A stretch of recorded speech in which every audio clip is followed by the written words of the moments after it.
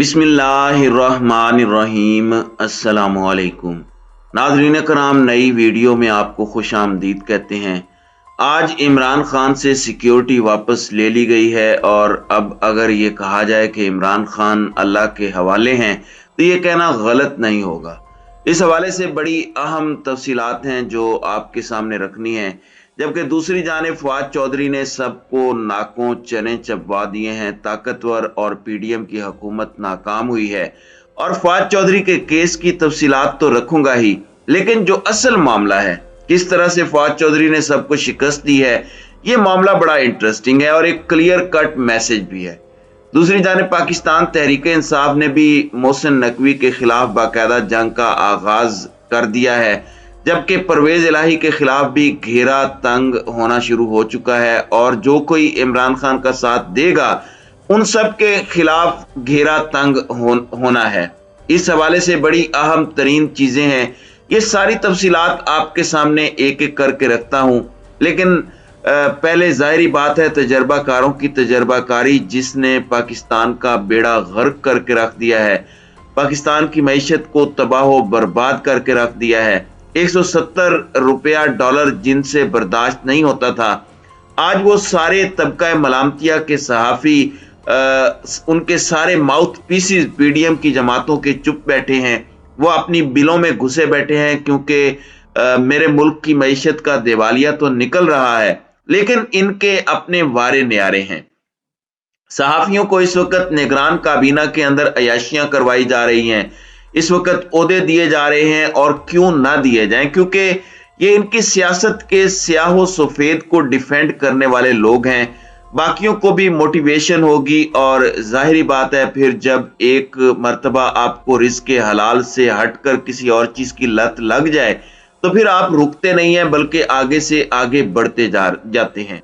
अब यहाँ पर कोई आपको नहीं बता रहा कि इंट्रा बैंक में डॉलर बेकाबू हो गया है, 262 रुपए 62 पैसे पर डॉलर बंद हुआ है और बाज़ाब्ता तौर पर रोजाना डॉलर की कीमतों में इजाफा हो रहा है। एक दिन में 24 रुपए के इजाफे के साथ डॉलर मुल्क की तारीख की बुलंद तरीन सतह पर पहुंच गया है। और यह सिर्फ डॉलर ऊपर नहीं जा रहा, जिस कीमत पर डॉलर जा रहा है आपको पेट्रोल 300 रुपए का मिलना है और पेट्रोल का 300 के मिलने का मतलब यह है कि आपकी एक एक बुनियादी चीज जो जरूरत की है वो सब महंगी हो जाएगी। बिजली का बहरान तो पहले ही था, जबकि पूरी स्टेट मशीनरी की तवज्जो सिर्फ एक चीज पर है कि इमरान खान और उसके साथियों को कैसे खत्म करना है।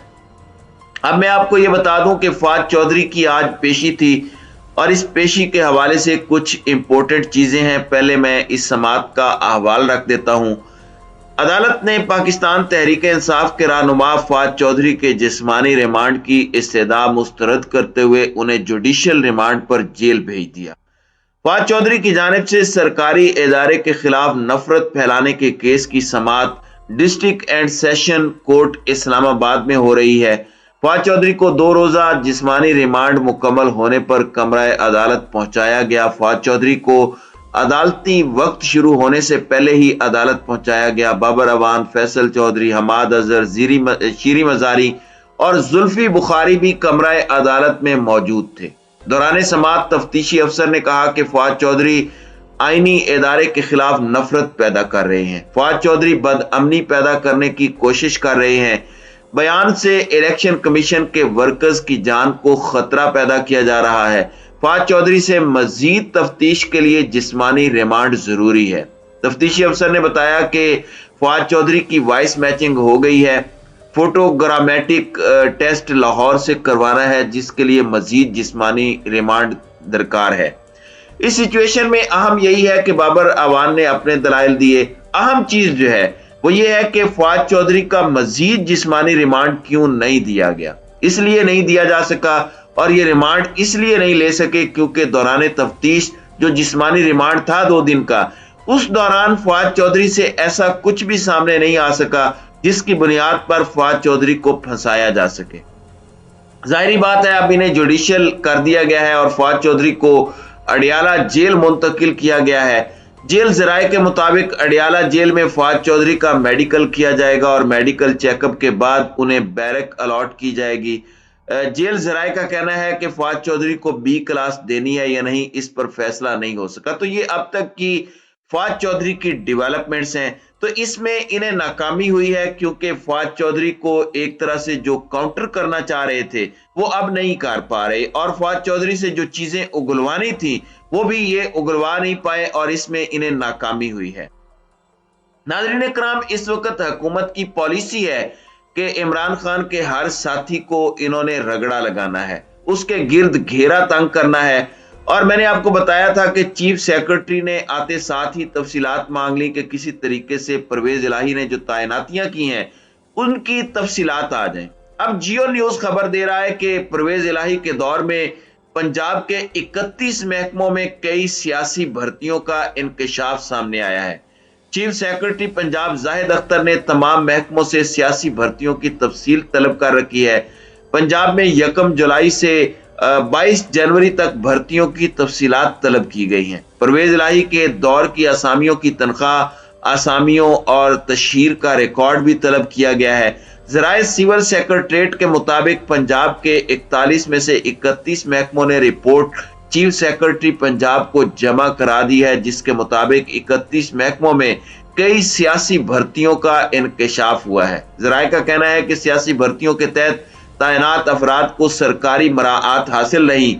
ईवाने वजीर आला की जुबानी हिदायत पर इन सियासी मुआविनीन को गाड़ियां भी दी गई। तो जाहिर बात है अब इन पर भी केसेस बनाए जाएंगे और ये सारा मामला किया जाएगा।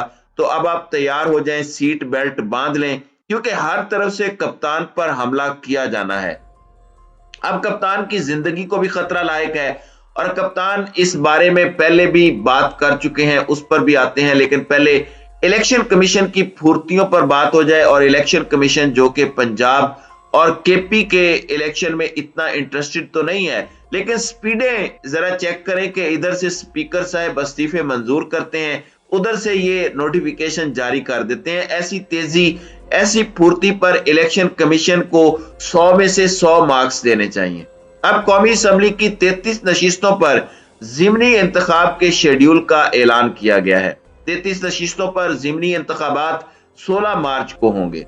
शेड्यूल के तहत ज़िमनी इंतखाबात के लिए कागजात नामजदगी 6 से 8 फरवरी तक जमा कराए जा सकेंगे और कागजात नामजदगी की जांच पड़ताल 9 फरवरी को होगी, जबकि इंतखाबी निशानात 23 फरवरी को जारी किए जाएंगे।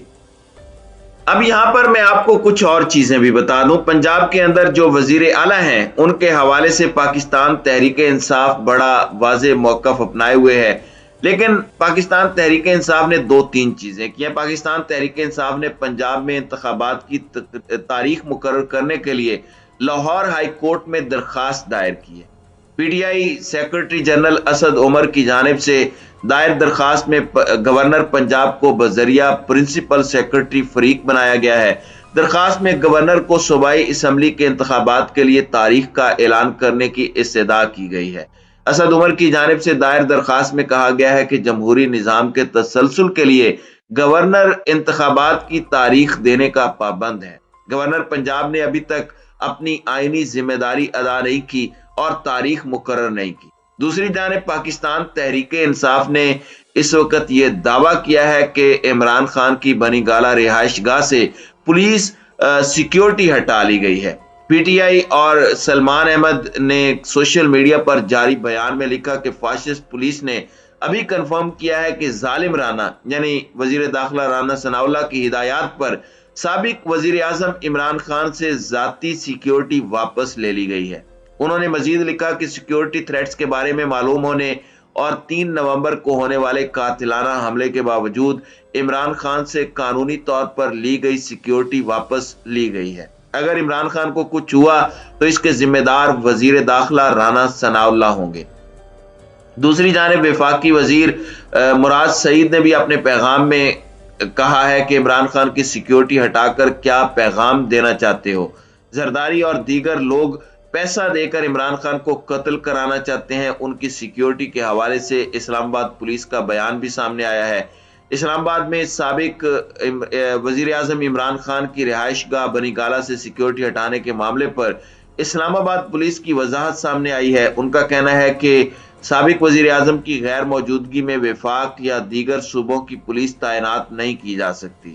اسلام آباد پولیس کا کہنا ہے کہ بنی گالہ میں سابق وزیر اعظم کی نجی رہائش گاہ ہے۔ عمران خان پچھلے کئی ماہ سے اسلام آباد مقیم نہیں ہے۔ ان کی غیر موجودگی میں اسلام آباد یا دیگر صوبوں کی پولیس نہیں لگائی جا سکتی۔ دوسری جانب خیبر پختونخوا کی نگران حکومت نے بھی تحریک انصاف کے چیئرمین عمران خان کی سیکیورٹی کے لیے بھیجے گئے کے پی پولیس کے اہلکار واپس بلا لیے ہیں، جبکہ زمان پارک میں صوبے کے 50 اہلکار تعینات تھے۔ تو اب دیکھنا یہ ہے کہ یہ معاملہ کہاں جاتا ہے، کیونکہ یہ بہت الارمنگ ہے۔ عمران خان کی زندگی کو خطرات لاحق ہیں، قاتلانہ حملہ ہو چکا ہے اور فارمر پرائم منسٹر ہیں، تو قانونی طور پر سیکیورٹی جو ان کا حق بنتا ہے وہ ان سے لینا یہ مجرمانہ غفلت ہے یا کیا ہے، یہ تو اب قوم ہی بتائے گی۔ تو ناظرین کرام، آپ کی اس ویڈیو کے حوالے سے کیا رائے ہے؟ آپ اپنی رائے کا اظہار کامنٹ سیکشن میں ضرور کیجیے گا۔